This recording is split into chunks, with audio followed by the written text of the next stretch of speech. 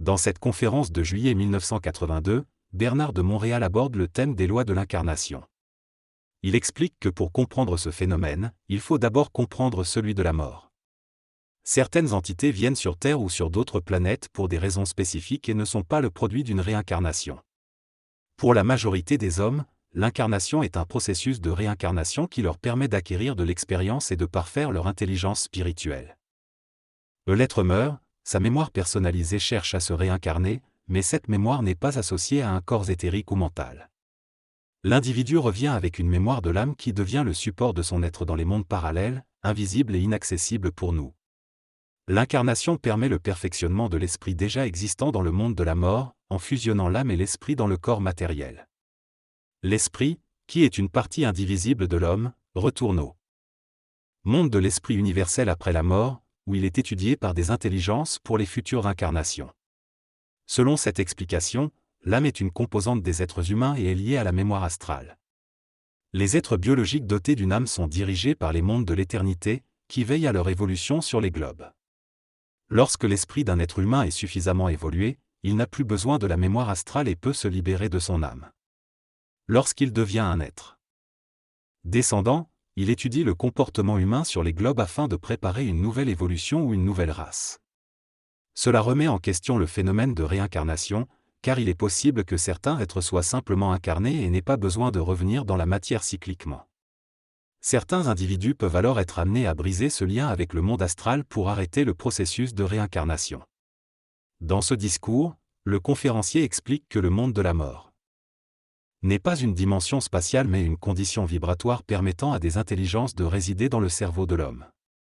Il affirme que lorsque les humains atteindront un niveau d'évolution spirituelle suffisamment élevé, le monde de la mort n'existera plus et ils cesseront de mourir. À ce stade, ils deviendront immortels et n'auront plus besoin de se réincarner. L'homme pourra alors habiter la Terre ou d'autres planètes en tant qu'être incarné. Le conférencier aborde également la notion de zombie et explique que l'homme est descendu dans la matière à cause de son âme, qui a attiré l'esprit et l'a perturbé. Il soutient que l'homme doit réaliser que le plaisir et le bien-être dans la matière sont liés à la mémoire de l'âme et non à l'esprit. Lorsque l'homme comprendra l'esprit, il ne sera plus influencé par le pouvoir de son âme et vivra avec une conscience supramentale. À ce moment-là, il comprendra le but de sa présence sur Terre. Selon l'auteur, ce ne sont pas les forces de la lumière qui poussent l'homme vers la matière, mais les forces de l'âme, c'est-à-dire les forces astrales. L'âme a monopolisé la faculté intellectuelle et émotive de l'homme, réduisant ainsi le pouvoir de son esprit. Cela explique pourquoi les hommes ayant immortalisé leur corps matériel sont rares. Cependant, avec l'évolution, de plus en plus d'hommes comprendront que l'esprit doit dominer l'âme pour empêcher la réincarnation. Les systèmes philosophiques et religieux ont empêché l'homme de réaliser l'importance de l'esprit par rapport à l'âme. Cette fumisterie a conduit l'humanité à ne pas avoir de contrôle sur sa mort physique et à ne pas pouvoir tracer sa destinée avec l'esprit. Si l'homme n'avait pas d'esprit, il serait un zombie. Les pratiques de vaudou et de magie noire dans certains pays font revivre des corps dotés d'âme, créant ainsi des zombies. L'homme est composé de deux parties, la partie inférieure, qui comprend le corps physique, le corps vital, le corps émotionnel et le corps mental, tous liés à l'expérience humaine. Mais il y a aussi la partie cosmique de l'homme, qui abrite les trois principes cosmiques de l'amour, de la volonté et de l'intelligence, qui font partie de l'esprit de l'homme, pas de l'âme. Si l'homme n'est pas doté de ces principes cosmiques, il est simplement contrôlé par l'âme et devient un zombie. C'est ce qui se produit dans les actes de magie noire, où une âme défunte contrôle un corps matériel pour des expériences négatives. Il est important de comprendre que là où il y a réincarnation, l'activité de l'âme est présente, tandis que là où il y a seulement incarnation pour un travail spécifique sur une planète, il y a uniquement l'activité de l'esprit. Les êtres mandatés dans une incarnation n'ont pas besoin de mémoire car ils sont liés à l'esprit et peuvent enregistrer et transmettre des informations sans y penser. La pensée est une faculté empruntée par l'âme, pas une faculté de l'âme elle-même. Il existe la pensée subjective, liée à la mémoire de l'âme, et la pensée objective, qui est une communication télépathique entre les esprits. L'homme ignorant utilise principalement la pensée subjective, façonnée par la mémoire de l'âme, tandis que l'homme conscient utilise la pensée objective pour communiquer avec l'esprit. Pour que l'esprit puisse se libérer de l'emprise de la mémoire de l'âme et réaliser sa propre profondeur et infinie, il faut renverser le rôle de la pensée subjective et libérer l'esprit. Cela nécessite une connexion avec sa propre infini. Dans cet extrait, Bernard de Montréal parle de l'évolution de la 6e et de la 7e race humaine. Il explique que pour atteindre cette évolution, les individus doivent faire face à la grande solitude de l'ego, c'est-à-dire à la confrontation entre l'esprit et l'âme. Il souligne que sauver son âme n'est pas nécessaire, mais plutôt libérer son esprit, détruire la mémoire de l'âme pour ne garder que l'énergie de l'âme afin de manipuler la matière et exercer le pouvoir de l'esprit sur celle-ci. Concernant le processus d'incarnation, Bernard de Montréal explique que c'est un processus de triage. Il précise que tous les êtres ne peuvent pas s'incarner et que cela dépend de conditions historiques, karmiques et spirituelles. Il explique également que certains êtres doivent attendre avant de pouvoir revenir dans le monde de la vie matérielle, car leur esprit est encore en étude dans les mondes de lumière. Il indique que le problème de surpopulation sur Terre est lié au fait que de nombreux êtres dans le monde de la mort veulent s'incarner pour exploiter les possibilités de vie qui leur permettraient d'atteindre les mondes de lumière. Cependant, trop de surexcitation dans le monde de la mort peut créer un déséquilibre des forces et entraîner des guerres. Il souligne que le monde matériel est lié au monde de la mort, et que si cela va mal dans ce dernier, cela va également mal ici-bas. La personne interviewée explique que le monde de la mort a un impact sur le monde matériel et que cela crée un cercle vicieux. Pour briser ce cercle, des intelligences, qu'elle appelle des esprits, interviennent. Ces intelligences dirigent les gouvernements invisibles et mettent en place un contrôle pour que la lumière domine dans l'évolution des mondes. Lorsque les choses vont mal sur une planète, ces intelligences travaillent à rétablir l'équilibre.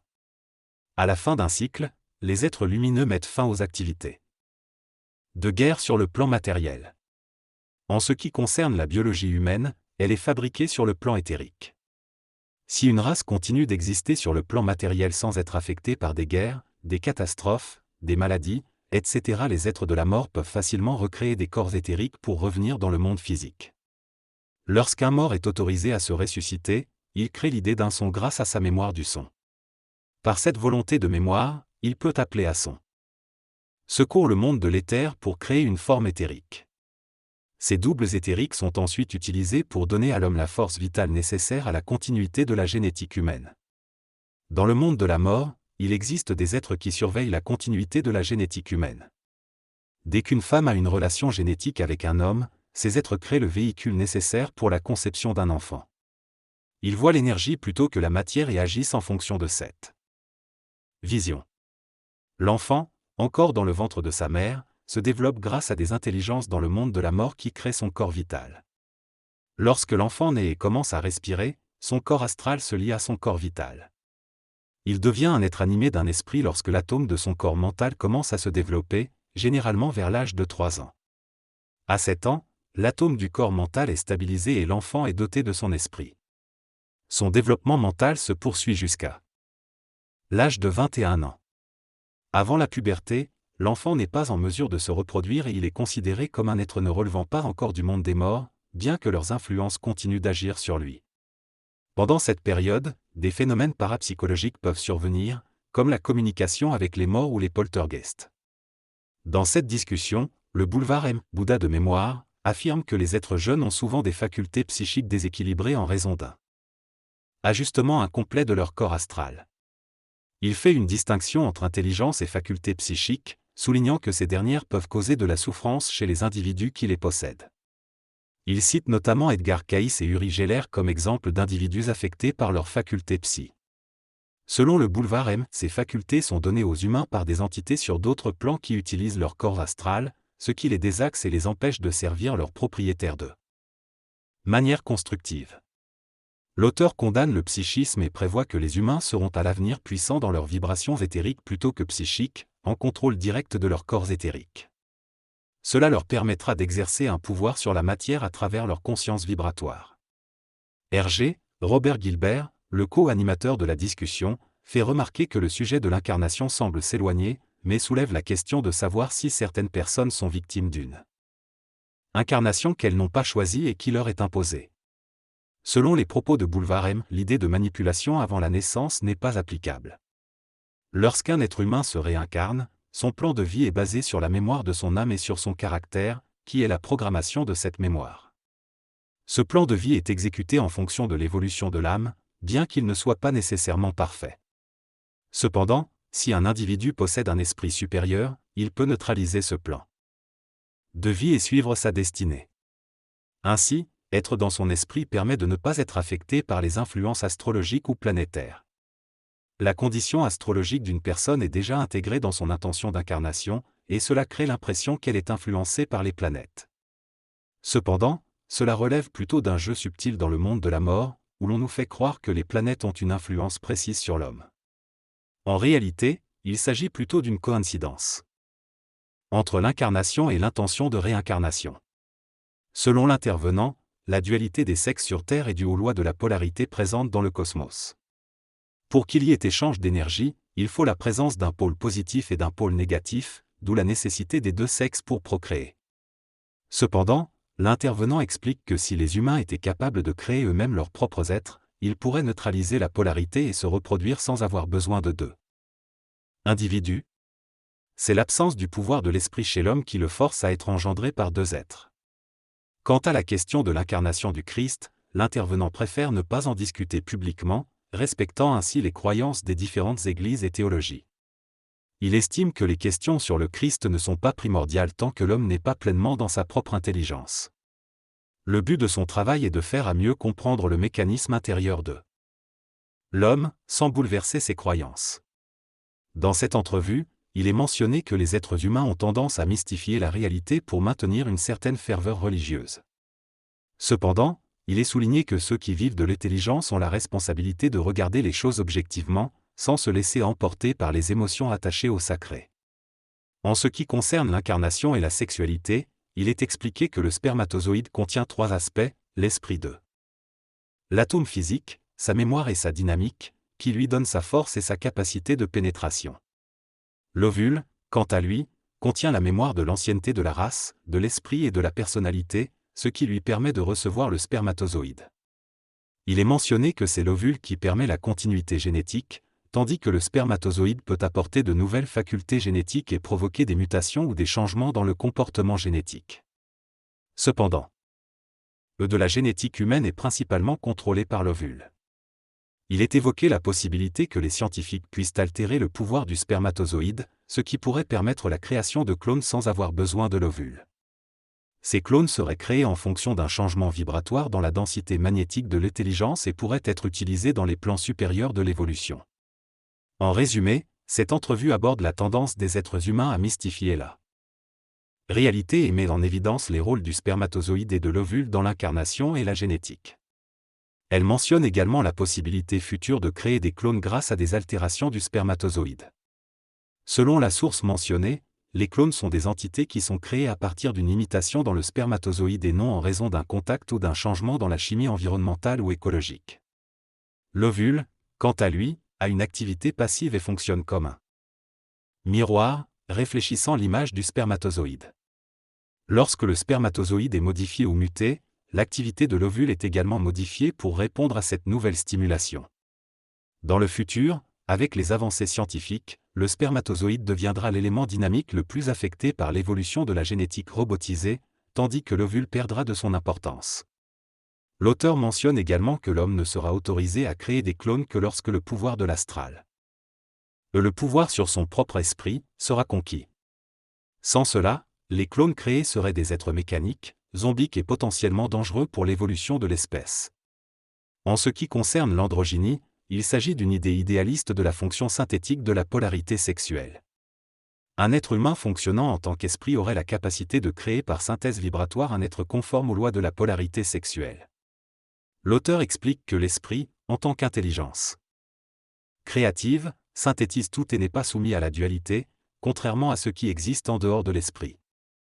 Ainsi, un être avec une conscience spirituelle active pourrait créer la forme dont il a besoin pour se reproduire ou reproduire la race.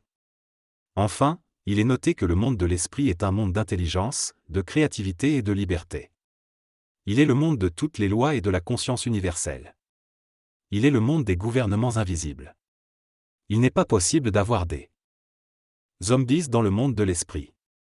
Selon cette explication, le monde de l'esprit est différent du monde terrestre et est en dehors du mal planétaire.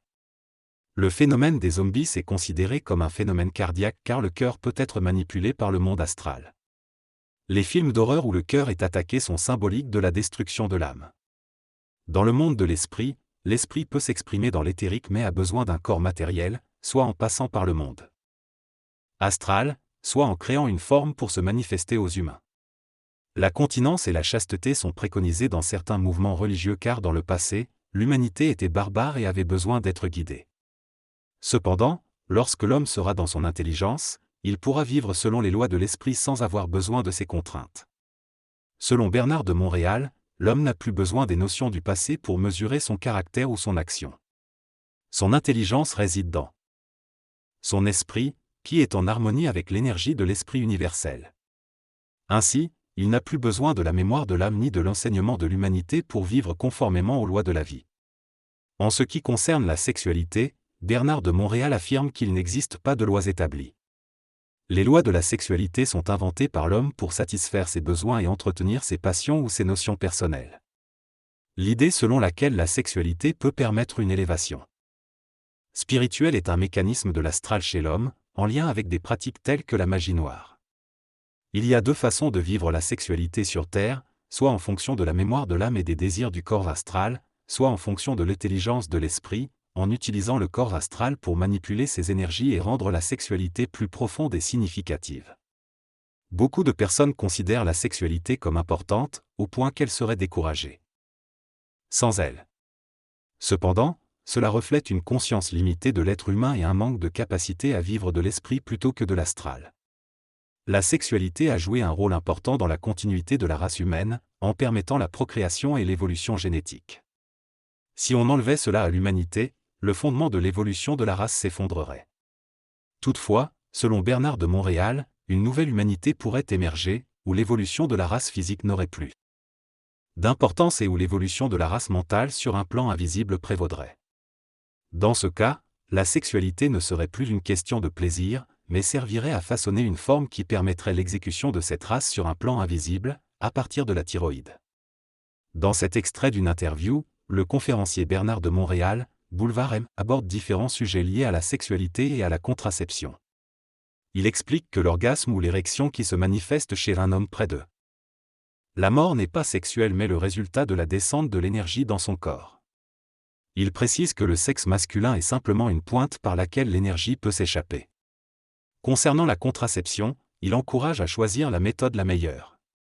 BDM souligne aussi la nécessité de prendre des décisions intelligentes pour freiner la surpopulation, sans aborder explicitement le sujet de l'avortement. Il explique que certaines nations peuvent réagir de manière néfaste à l'avortement. Et qu'il est donc sage de respecter l'opinion générale sur ce sujet.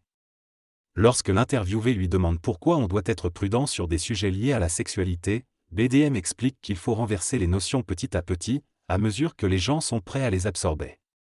Il souligne qu'il parle de manière posée et calme pour amener l'homme dans l'évolution, mais qu'il respecte néanmoins les opinions et les sentiments individuels actuels. Enfin, il évoque les notions orientales anciennes, qui considèrent la sexualité comme un phénomène valorisant et fait allusion au tantrisme. Le tantrisme est une pratique symbolique qui permet à l'homme de se rapprocher constamment des plans d'énergie de l'âme. Il repose sur une expérience ancienne et offre une discipline permettant de renaître sur le plan de l'âme. Cependant, dans le processus d'évolution, l'homme renversera les notions orientales qui étaient destinées à l'involution, pour se focaliser sur l'intelligence de l'esprit humain. Le tantrisme exploite les forces symboliques de l'âme et de l'esprit pour élever la conscience spirituelle. Mais l'objectif final est de détruire la mémoire de l'âme et de ne se servir que de l'énergie de celle-ci pour contrôler les effets de la nature. Le tantrisme fait partie de l'expérience de l'involution de l'homme, et bien qu'il y ait des aspects positifs et négatifs, l'homme devra finalement sortir de la magie noire et de la magie blanche pour entrer dans l'intelligence pure et se reconnecter à l'énergie universelle. Les rituels de sacrifice associés aux lois de l'incarnation sont une activité de la magie noire, car elle répand le sang, qui est la mémoire de l'âme. Certains sacrifices ont été arrêtés dans le passé lorsque l'homme était prêt à les exécuter, et il remplissait alors une fonction d'élévation de la conscience pour l'enseignement des générations futures. Mais lorsque le sang est répandu, cela devient de la magie noire. Lorsque l'homme meurt, son premier corps qui se retire est le corps mental, suivi du corps astral et du corps éthérique. Le corps éthérique se désintègre et retourne à l'énergie indifférenciée, en préparation d'une future incarnation. Lorsqu'un individu meurt, il se retrouve dans un autre monde où il peut être adulte et avoir besoin d'être guidé sur ce qui se passe, car il peut penser qu'il est toujours vivant. Cependant, une fois qu'il a accepté sa mort, il est amené en fonction de ses vibrations sur un plan correspondant à ses actions et à son niveau spirituel. Lors de la désincarnation, la mémoire n'est plus limitée et toutes les expériences de la vie passée peuvent être rappelées. Si l'individu a fait de bonnes actions, il en aura la mémoire et sera élevé dans sa conscience, tandis que s'il a commis de mauvaises actions, il souffrira de sa mémoire. La parcelle d'esprit qui réside en lui se retire dans les mondes ou les planètes d'arc. Dans cette conversation, Bernard de Montréal évoque le processus de construction de l'être humain, de l'esprit à la matière. Lorsqu'un esprit est relancé dans l'expérience, il crée les véhicules nécessaires, tels que le corps physique et le corps vital. L'atome d'énergie, situé entre les sourcils, est la porte d'entrée de l'esprit. Il précise que les esprits ne sont pas reliés les uns aux autres, mais que lorsqu'un individu devient conscientisé, il a la capacité de sortir en esprit en utilisant son double éthérique comme véhicule. En sortant avec le corps astral, l'individu est limité dans ses déplacements car le cordon qui le relie à son corps physique devient de plus en plus fin. Bernard de Montréal met en garde contre le fait de rechercher trop activement les sorties astrales, car cela peut être dangereux.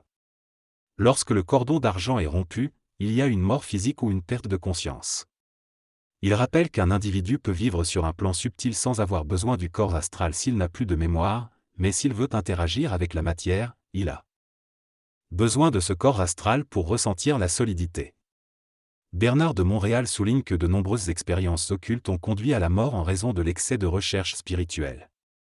Il recommande d'être guidé par des êtres spirituels pour éviter les dangers liés à l'ego. Dans cette partie de la conversation, les idées discutées concernent la sortie en astral et la réincarnation sur d'autres planètes. En ce qui concerne la sortie en astral, il est indiqué qu'il est possible de le faire. Il est important d'être guidé par des êtres de haute évolution, car ceux de basse évolution pourraient jouer des tours et ne pas manifester leurs intentions clairement. Quant à la réincarnation sur d'autres planètes, il est affirmé que c'est possible. Cependant, il existe différentes conditions et possibilités en fonction des leçons karmiques et du besoin d'évolution de chaque individu. À la fin d'un cycle, il est expliqué que certaines entités peuvent être amenées à évoluer sur d'autres planètes pour leur permettre de prendre de l'expérience avant de revenir éventuellement sur le plan matériel. En ce qui concerne l'esprit, il est souligné que celui-ci se sert de la lumière pour se manifester dans la matière. L'homme, quant à lui, doit encore réaliser son esprit et est encore limité par le temps. Lorsque l'homme sera capable de réaliser son esprit en dehors du temps, il comprendra pleinement le concept d'esprit et réalisera l'importance de l'intelligence en tant que principe divin. Il est ainsi expliqué que chaque homme porte en lui une intelligence qui est un principe de l'intelligence universelle, et que le but de l'incarnation est de permettre à l'esprit de se manifester dans la matière afin d'élever son niveau vibratoire et de spiritualiser le monde. Oui, il y a descente de l'esprit dans des êtres autres que les êtres humains sur la Terre. L'esprit descend dans tout, que ce soit dans les animaux, les plantes, les minéraux, ou même les êtres sur d'autres planètes du système solaire. L'esprit existe sur tous les plans de la conscience atomique. Cependant, plus l'unité biologique se complexifie, plus il y a d'esprit et d'activité atomique. Ainsi, le pouvoir de l'esprit est plus grand dans le surhomme que dans l'être humain, plus grand dans l'être humain que dans l'animal, plus grand dans l'animal que dans la plante, et plus grand dans la plante que dans la matière.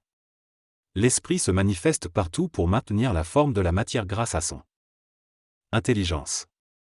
Dans la prochaine rencontre, il sera intéressant d'aborder les états de conscience des différents esprits qui se manifestent.